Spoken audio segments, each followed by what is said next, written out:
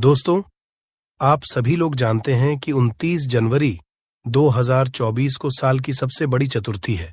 मतलब कि इस चतुर्थी को हम संकटा चौथ भी कहते हैं, तिलकुट चौथ भी कहते हैं और गणेश चतुर्थी भी कहते हैं। और दोस्तों, ये वाली जो गणेश चतुर्थी है, ये संकटा चौथ है, ये तिलकुट चौथ है, ये सोमवार के दिन ही पड़ रही है। जिस दिन है तारीख दोस्तों 29 जनवरी 2024 का। इस पूरे साल में भगवान शिव जी की बहुत ही बड़ी कृपा हो रही है। ये बात आप सभी लोग जरूर होंगे, क्योंकि इस बार की जो सबसे बड़ी चतुर्थी है, संकट चौथ या तिलकुट चौथ, वो भी सोमवार के दिन ही पड़ रही है। इसका मतलब है कि इस दिन आप भगवान को प्रसन्न करने के लिए जो भी उपाय करेंगे, उसका फल आपको डबल ही मिलेगा। क्योंकि आप दो विशेष दिनों पर एक ही दिन वो जो है उपाय करने वाले हैं। ठीक है, सोमवार का दिन भी रहेगा, तिलकुट चौथ का भी दिन रहेगा।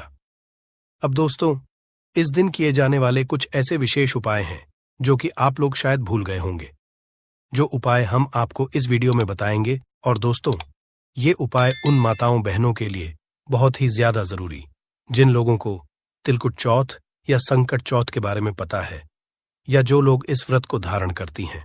ठीक है, तो सबसे पहले हम आपको यहां पर बता दें कि इस चतुर्थी को गणेश चतुर्थी के नाम से भी जाना जाता है, तिलकुट चौथ के नाम से भी जाना जाता है, संकटा चौथ के नाम से भी जाना जाता है।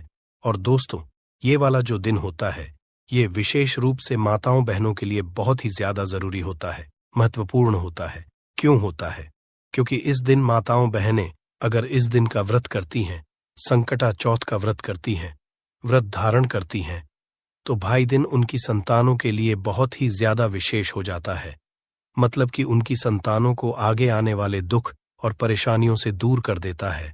साथ ही में उनके परिवार में दुख और समस्याओं को दूर करता है। उनके कुल में आने वाली जो भी दुख और समस्याएं होती हैं, वो दूर हो जाती है। साथ ही में सुख और शांति उनके घर के अंदर प्रवेश करती है। उनके सारे काम धीरे धीरे करके बनना शुरू हो जाते हैं। ठीक है, उसके बाद में दोस्तों, अब हम बात करते हैं इस साल की पहली और सबसे बड़ी चतुर्थी के दिन किए जाने वाला सबसे बड़े उपाय के बारे में। क्योंकि यही एकमात्र ऐसा उपाय है जिस उपाय को जो भी माता बहन इस दिन कर, उसकी जो भी मनोकामना होगी वो पूर्ण जरूर होगी, वो भी दोस्तों बहुत ही कम समय के अंदर। इसलिए इस उपाय को आप लोग सुन लेना, उसके बाद जरूर करना। ठीक है, तो दोस्तों, ये वाला जो उपाय है, ये 9 शमी पत्र का उपाय है और ये घी के दीपक का उपाय है। ये उपाय इतना ज्यादा मतलब कारगर है, क्योंकि इस उपाय को अगर आप साल के 7 साल की सबसे बड़ी स्तुति के दिन करते हैं, तो निश्चित ही भगवान गणेश जी की कृपा, साथ ही भगवान शिव जी की कृपा भी आपके ऊपर जरूर होगी। ठीक है, क्योंकि इस दिन भगवान शिव जी का भी है और ये दिन भगवान गणेश जी का भी है, क्योंकि ये चौथ का दिन है। ठीक है, तो करना क्या है दोस्तों? इस दिन आप लोगों को 9 शमी पत्र लेकर आना है। ये 9 शमी पत्र आप लोग कहां से लेकर आओगे? तो देखो, शमी पत्र आप लोगों को कहीं बिकते हुए तो नहीं दिखेंगे, ये आपको किसी पेड़ में ही मिलेंगे। तो 9 शमी पत्र आप लोग लेकर आ जाना, तैयार करके पहले से रख लेना। ठीक है, इस उपाय को आप कर सुबह भी सकते हो, शाम को भी कर सकते हो, पर अगर सबसे सही समय देखा जाए तो शाम को करोगे तो वो ज्यादा बेहतर होगा। ठीक है, तो 9 शमी पत्र लेकर आना। साथ ही में दोस्तों, एक घी का दीपक भी बनाना। घी का दीपक आप मिट्टी का भी ले सकते हो। मिट्टी का लोगे तो नया दीपक लेना, बाकी मिट्टी का नहीं ले रहे हो तो आटे का दीपक बनाना। एक छोटा सा मतलब मीडियम साइज का, उसके अंदर गोल बाती रखना, क्योंकि भगवान शिव जी, भगवान गणेश जी के लिए हम बाती लगाएंगे, तो एक गोल बाती रखना। शुद्ध देसी गाय का घी उसमें डालना, उसमें तेल नहीं डलेगा, घी डलेगा। ठीक है, सिर्फ एक ही दीपक यहां पर हम जलाने वाले हैं। ठीक है, तो एक दीपक और 9 स्वयं पत्र लेकर आप भगवान शिव जी के मंदिर पहुंचना। सर्वोत्तम जो समय है उपाय करने का, वो शाम का समय है, क्योंकि दीपक शाम के समय ही जलाया जाता है या रात्रि समय जलाया जाता है। बाकी आपका मन सुबह करने को है तो सुबह भी कर सकते हो। ठीक है, तो करना क्या है? भगवान शिव जी के मंदिर पहुंचना है, सारी चीजें लेकर पहुंचना है। अपने साथ अपनी माचिस लेकर जाना है, दीपक को जलाकर नहीं लेकर जाना है, वहीं पर जाकर जलाना है। ठीक है? तो भगवान शिव जी के मंदिर में जैसे ही पहुंचते हो तो शिव जी के मंदिर में पहुंचकर आप लोगों को सीधा भगवान शिव जी के शिवलिंग के पास में जाना है। सबसे पहले उनके दर्शन करना है। दर्शन करने के बाद दोस्तों आपको अपने 9 शमी पत्र निकाल लेना है। ठीक है?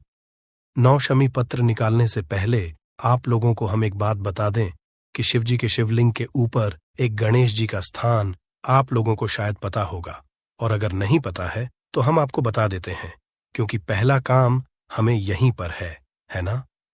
तो गणेश जी का जो स्थान होता है शिवलिंग के ऊपर, वो होता है जो जलाधारी होती है भगवान शिव जी की। जलाधारी का जो राइट हैंड साइड होता है, मतलब शिवलिंग जिस तरफ है, शिवलिंग जिस तरफ से आपको दिखती है वैसे ही आप खड़े होकर देखना, और उस समय आपका जो राइट हैंड साइड हो वो ही भगवान शिव जी का राइट हैंड साइड होगा। क्योंकि अगर उनके सामने से खड़े होकर देखोगे राइट हैंड साइड तो वो आपका उल्टा हाथ होगा। तो इसलिए भगवान शिव जी का राइट हैंड साइड देखना, उस राइट हैंड साइड की होगी, वो होता है गणेश जी का स्थान। ठीक है? उस गणेश जी वाले स्थान पर आपको क्या करना है? अपने इन 9 शमी पत्रों में से 5 शमी पत्र निकालना है। कितने निकालना है? 5 शमी पत्र निकालना है। 5 शमी पत्र निकालकर आप लोगों को क्या करना है कि इस गणेश जी वाले स्थान पर आप लोगों को समर्पित कर देना है। ठीक है? गणेश जी वाले स्थान पर समर्पित करने के बाद दोस्तों आपके पास 4 शमी पत्र बचेंगे। 5 आपको गणेश जी वाले स्थान पर समर्पित करना है। खिला हुआ भाग या जो पत्ती वाला भाग है वो शिवलिंग की तरफ कर देना है। ठीक है? इस बात का ध्यान रखना। 5 शमीपत्र गणेश जी वाले स्थान पर समर्पित करने के बाद शमी पत्र आपको और निकालनी है। 3 शमी पत्र जो आप निकालेंगे वो भगवान शिव जी के शिवलिंग के ऊपर समर्पित करेंगे। ठीक है? भगवान शिव जी के शिवलिंग के ऊपर 3 शमी पत्र समर्पित करने के बाद दोस्तों आप लोगों के पास एक शमी पत्र और एक घी का दीपक बचेगा। बस एक शमी पत्र और घी के दीपक को लेकर आपको आना है भगवान शिव जी की चौखट के पास में। ठीक है? मतलब आपको मंदिर से बाहर नहीं निकलना है। जो भगवान शिव जी का मंदिर है, मंदिर का प्रांगण है, प्रांगण में अंदर आने की चौखट होगी भगवान शिव जी के मंदिर की। तो बस उसी चौखट पर अंदर ही रहना है, बाहर नहीं जाना। बात का ध्यान रखना। अंदर ही रहते हुए आप मतलब अंदर खड़े रहना और बाहर की तरफ देखना। मंदिर के मतलब प्रांगण के बाहर की तरफ देखना, और आप देखना कि आपको उल्टा हाथ कौन सा है। ठीक है? उस उल्टे हाथ की चौखट पर सबसे पहले आपको क्या करना है? वहां बैठना है। अंदर की साइड ही बैठना है, बाहर जाकर मत बैठना। ठीक है? अंदर की साइड ही बैठना है, और जो आपका उल्टा हाथ पड़े अंदर से बाहर देखने पर। साथ ही में दोस्तों आपके पास जो आखिरी एक बचा हुआ शमी पत्र है, उस शमी पत्र को आप भगवान शिव जी की चौखट पर जब समर्पित करेंगे, रखेंगे वहां पर नीचे, तो भगवान गणेश जी का मोर ध्वज या मयूर ध्वज, दोनों में से कोई एक नाम देख लेना, मूरत ध्वज या मयूर ध्वज। गणेश जी का नाम लेते हुए उस शमी पत्र को वहां पर समर्पित करना, रख देना। साथ ही में जो दीपक है, उस दीपक को अब आप लोग जलाना। जलाने के बाद उसी शमी पत्र के साइड में आंखें बंद करके भगवान गणेश जी का नाम लेते हुए, भगवान शिव जी का नाम लेते हुए अपनी जो भी मनोकामना हो, अपने कुल की, अपने परिवार की, अपने बच्चों के लिए वो अपनी मनोकामना उस दीपक को रखते समय भूल देना। जैसे ही आपका दीपक रखा जाए तो भगवान के पास जाना, भगवान से विनती करना और उनको धूप देकर अपने घर वापस आ जाना। ठीक है? बस यहां पर ये वाला उपाय पूर्ण हो जाता है। अब बहुत सारे लोगों के मन में एक प्रश्न आएगा, क्या हम जो शमी पत्र हमें चढ़ाने हैं भगवान गणेश जी को, क्या हम गणेश जी के मंदिर जाकर नहीं चढ़ा सकते?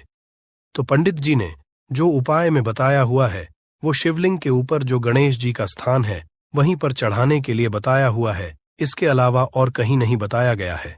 ठीक है? तो इस बात का आप लोग ध्यान रखना।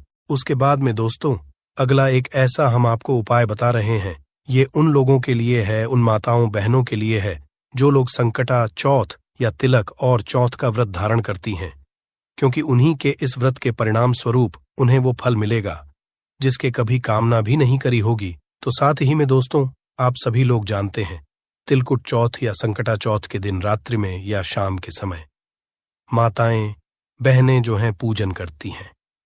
ठीक है? चंद्र की पूजन करती हैं, चंद्रदेव की पूजन करती हैं, साथ ही में दोस्तों, वो भगवान गणेश जी की भी पूजन करती हैं अपने घर में। और भगवान गणेश जी की जब आप पूजन करो ना, मतलब दोस्तों, आप लोग जब पूजन शुरू करने के लिए बैठो या पूजन करने के लिए बैठो, तो अपने घर से कुछ गेहूं के दाने ले लेना। ठीक है? गेहूं के दाने लेने के बाद उस पूजन वाले स्थान पर रख देना जहां पर आप इस संकटा चौथ या तिलकुट की पूजन करने वाली है, क्योंकि माताएं बहनें इस व्रत की पूजन करती हैं, इस दिन का पूजन करती है। तो भाई उन्हें ही अपने हाथों से कुछ गेहूं के दाने लेना, याद रखना। ठीक है? पंडित जी ने गेहूं के दाने का ही बोला है, तो कुछ गेहूं के दाने लेना और उस गेहूं के दाने को आप अपने पूजन वाली जगह पर रख देना। पूजन वाली जगह पर जैसे ही आप लोग रख दोगे ना, उसके बाद में आप अपनी पूजन को संपन्न कर लेना। जैसे आप पूजन करते हो वैसे कर लेना। उसी के बाद में दोस्तों, अब जैसे ही आपकी पूजन हो जाती है, ना तो पूजन होने के बाद या सुबह के समय आप लोग करना ना उस जगह पे से मात्र 2 गेहूं के दाने उठाना जो आपने अपने पूजन वाले स्थान पर रखे हुए हैं। इन 2 गेहूं के दानों को आप अपने घर के किसी भी सदस्य को देंगे, तो भाई उसके जो भी काम होंगे वो सारे बनना शुरू हो जाएंगे। या अगर आपके घर परिवार में कोई ऐसा सदस्य जो कि हमेशा अपने कोई भी काम करता है, तो भाई वो उसके सफल नहीं हो पाते। अगर उनको ये 2 चावल के दाने दे देंगे, उनके काम बनना शुरू हो जाएंगे। साथ ही में इस बात का ध्यान रखना, इन चावल के दानों को, जिस चावल के दानों को रखते समय आपने अपने पूरे शंकर चौथ, तिलकुल चौथ की पूजन करी है, इन 2 चावल के दानों को आप अपने घर के किसी बाहर सदस्य को मत देना। ठीक है? अपने घर का, परिवार का जो व्यक्ति हो उसी को दे सकते हो। आप चाहे अपने बच्चों को दे सकते हो ताकि वो अपने कामों में सफल हो, चाहे इंटरव्यू में सफल हो जाए, परीक्षाओं में सफल हो जाए। इन 2 गेहूं के दाने सिर्फ आप अपने घर के परिवार के सदस्यों को ही दे सकते हो, बाहर के लोगों को नहीं दे सकते। इस बात का आप लोग ध्यान रखना। ठीक है? तो यहां पर यह बहुत ही बड़ा और विशेष उपाय है, आप लोग इस बात का जरूर ध्यान रखना। अब दोस्तों, हम लोग बात करते हैं इस तिलकुट चौथ और संकट चौथ के दिन किए जाने वाला एक सबसे बड़े उपाय के बारे में। बढ़िया फल है कि ये जो पहले नंबर का फूल चढ़ेगा, ये भगवान गणेश जी के लिए चढ़ाएगा। और आज मतलब इस दिन कौन सा दिन रहेगा?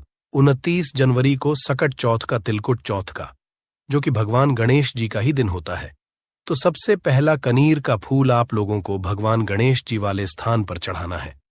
अब दोस्तों, आप लोगों को पता होगा कि शिवलिंग के ऊपर गणेश जी का स्थान कहां पर होता है। ये बात आप लोग मतलब हमेशा ध्यान रखा करो कि जो शिवलिंग होती है, शिवलिंग की जलाधारी होती है, और जलाधारी का जो राइट हैंड साइड होता है, मतलब जलाधारी का सीधा होता है ना, जो सीधे हाथ तरफ आप लोगों को उस तरफ जो है, मतलब पहला कनेर का फूल समर्पित करना है, जो कि भगवान गणेश जी का स्थान होता है। शिवलिंग के ऊपर ही करना है, भगवान गणेश जी की मूर्ति को नहीं करना है ना? तो पहला कनेर का फूल भगवान शिव जी के शिवलिंग के, जो मतलब गणेश जी का स्थान है, वहां पर पहला फूल समर्पित कर देना है और खिला हुआ भाग शिवलिंग की तरफ करके रखना है। इस बात का ध्यान रखना है। ठीक है? तो 5 में से 1 फूल जो कनेर का है, वो आप लोगों ने गणेश जी वाले स्थान पर समर्पित कर दिया। अब दोस्तों, दूसरे फूल की बात करें तो दूसरा कनेर का फूल आप लोगों को समर्पित करना है कार्तिकेय जी वाले स्थान पर। अब दोस्तों, गणेश स्थान राइट हैंड साइड पर होता है, वही कार्तिकेय जी वाला स्थान जो होता है वो होता है लेफ्ट हैंड साइड, मतलब शिवलिंग की तरफ से खड़े होकर। आप देखना कि आपका उल्टा हाथ कौन सा पड़ेगा उस उलटे हाथ पर, उस उलटे हाथ की ज्वालाधारी पर। आप लोगों को कोने में बिल्कुल जो है कार्तिकेय जी के लिए ये वाला जो है दूसरे नंबर का फूल समर्पित कर देना है। ठीक है? और खिला हुआ भाग शिवलिंग की तरफ ही होना चाहिए। उसके बाद में दोस्तों, तीसरा फूल है। उस तीसरे फूल को आप लोग क्या करोगे कि माता जो अशोक सुंदरी होती है, शिव जी की सबसे छोटी बेटी, उस अशोक सुंदरी वाले स्थान तीसरा फूल समर्पित करोगे। खिला हुआ भाग शिवलिंग की तरफ ही होना चाहिए और फूल का पीछे का भाग जलाधारी की तरफ हो जाएगा, है ना? तो तीसरा फूल आप लोगों को माता वाले स्थान पर समर्पित कर देना है ना? 3 फूल आपके यहां पर समर्पित हो चुके हैं। अब बचे हैं आपके पास 2 कनीर के फूल। अब 2 कनीर के फूलों को ध्यान से सुनो कि कहां पर चढ़ाना है। तो देखो चौथे नंबर का जो फूल होगा वो दोस्तों आप लोगों को भगवान शिव जी की 5 बेटियां हैं जिनका स्थान शिवलिंग के ऊपर होता है, जिससे बूंद बूंद करके जल टपकता है, जिसमें जया, विष, हरा, देवतली और देव जी का स्थान रहता है। ठीक है, तो आपको क्या करना है, अपने इस चौथे नंबर के कनेर के फूल को उस पात्र के अंदर डाल भी सकते हो, और ना हो अगर वो पात्र कई सारे मंदिरों से वो शिवजी के ऊपर वाला पात्र हटा दिया जाता है, तो अगर आपके वहां पर मंदिर में वो पात्र ना हो तो आपको मात्र इस फूल को लेकर शिव जी की 5 बेटियों का नाम लेना है, जया, विषहरा, शामली बारी, देवतली और देव। ये नाम को लेकर आप लोगों को इस कनेर के फूल को शिवलिंग की जलाधारी या कटी भाग के पास समर्पित कर देना है। ठीक है, और अगर वह जलधारी रखी हुई है तो भाई आप चाहो तो उसके अंदर भी ये चौथे नंबर का कनेर का फूल समर्पित कर सकते हो, है ना, चौथे नंबर का। और नहीं है तो शिवजी की इन 5 बेटियों का नाम लेते हुए आप लोग जो है जलधारी पर मतलब समर्पित कर देना। अगर दोस्तों है भी तो भी आपको शिवजी की 5 बेटियों का नाम जरूर लेना है ना।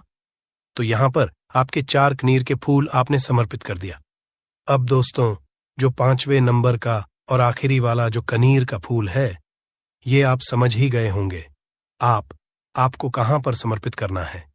ये आपको भगवान शिव के शिवलिंग के ऊपर समर्पित करना है, जो शिवलिंग होगी बिल्कुल शिवलिंग के ऊपर समर्पित करना है। अब यहां पर ध्यान देना कि जो खिला हुआ भाग है वो सामने की तरफ होगा, मतलब जलाधारी की तरफ होगा, और फूल के पीछे का भाग शिवलिंग के पीछे की तरफ हो जाएगा। ठीक है, अब जैसे ही आप लोग अपना यह फूल समर्पित कर देते हैं कहां पर, भगवान शिवजी के शिवलिंग के ऊपर, तो उसके बाद में दोस्तों भगवान शिवजी के सामने आप आसपास आपको बैठना है, 2 मिनट उनको निहारना है। फिर उसके बाद में आंखें बंद करके हाथ जोड़कर उनसे अपनी वो बोलना है जिस मनोकामना के लिए आप ये वाला उपाय कर रहे हैं।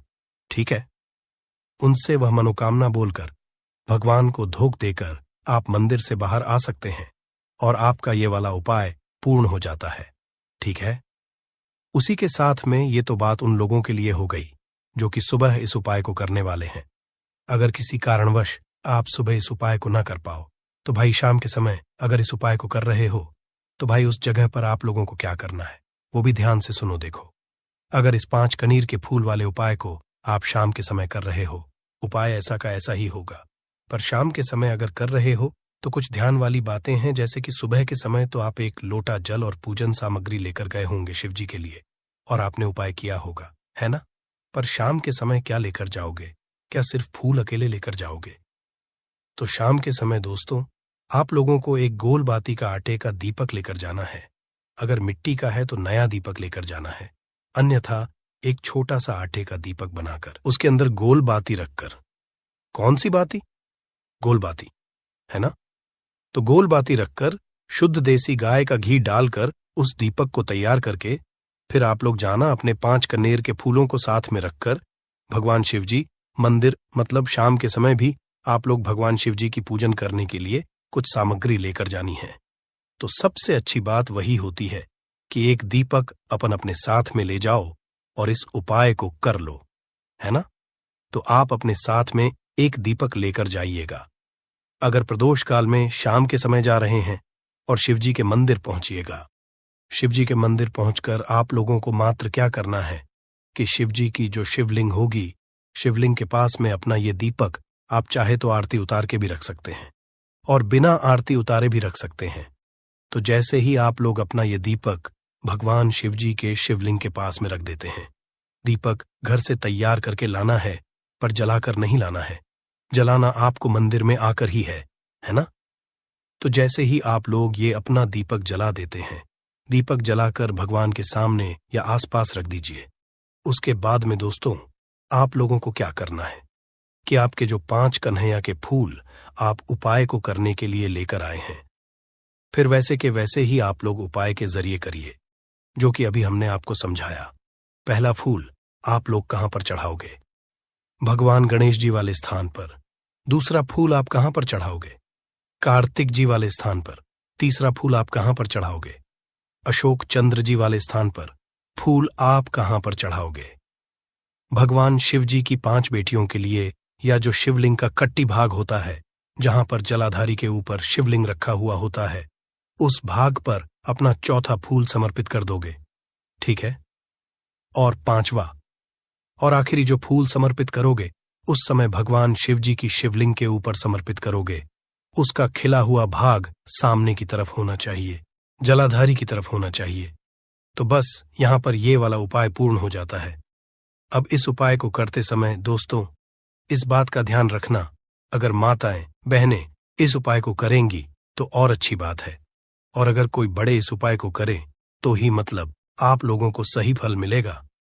बच्चे इस उपाय को थोड़ा ना करें, क्योंकि उनको इस उपाय को करने में थोड़ी दिक्कतें आ सकती हैं, जैसे कि उन्हें भगवान गणेश जी या कार्तिकी जी या अशोक सुंदरी का स्थान नहीं पता होगा, या शिव जी की 5 पीढ़ियों का नाम लेने में उन्हें दिक्कत हो। हाँ, अगर आप अपने बच्चों से ये वाला उपाय करा सकते हैं तो बिल्कुल करा सकते हैं, पर अगर बड़े इस उपाय को करेंगे तो वही इस उपाय को समझ पाएंगे। बच्चे को इस उपाय को करने में दिक्कत, समस्या, परेशानी हो सकती है, इसीलिए बड़े ही इस उपाय को करें और पूरे मन से करें। और आप अपनी जिस भी मनोकामना के साथ में ये वाला उपाय करेंगे, आपकी वह कुछ ही दिनों में या बहुत ही जल्दी कभी ना कभी पूर्ण जरूर हो जाएगी। आप करके जरूर देखिएगा दोस्तों। बाकी इस उपाय को करने में, इस 5 कनीर के फूल वाले उपाय को करने में, या शाम के समय अगर कर रहे हैं तो 1 दीपक और 5 कनीर के फूल वाले उपाय को करने में कोई भी दिक्कत, समस्या या परेशानी आपको आती है तो सीधा आप हमसे कमेंट करके पूछ सकते हैं। ओम नमः शिवाय।